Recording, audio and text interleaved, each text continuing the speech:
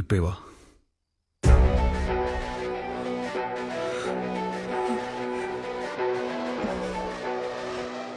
Condoms లేవు.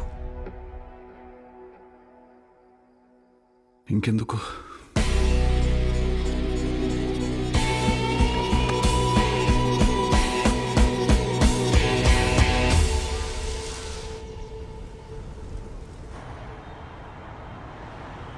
ఒక 100 సంవత్సరాల కింద ఒక సామ్రాజ్యానికి రాజు డిప్రెషన్లో ఉన్నాడంట. రాణి తనకొక బిడ్డని ఇవ్వలేకపోతోంది అని. ఆ రాణికి కూడా మీలాగే ఏదో మెడికల్ ప్రాబ్లం ఉంది. రాజుని అలా చూడలేక, వారసుడిని ఇవ్వలేక పాపం ఆ రాణి సూసైడ్ చేసుకొని చనిపోయింది.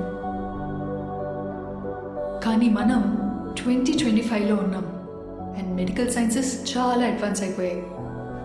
ఇవాళ మీరు పిల్లల్ని కనలేకపోయినా మీకోసం ఇంకొకరు కంటారు.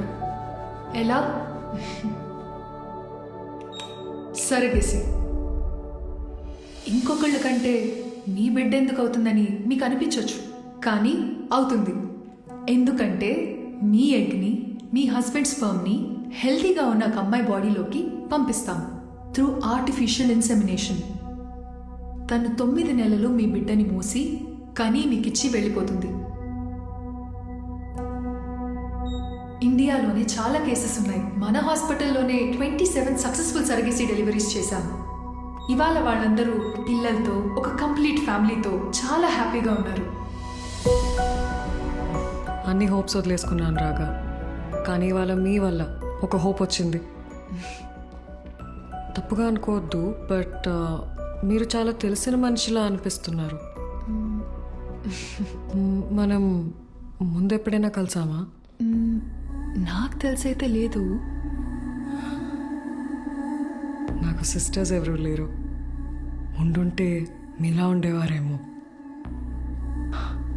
Can I hug you? Yeah, sure.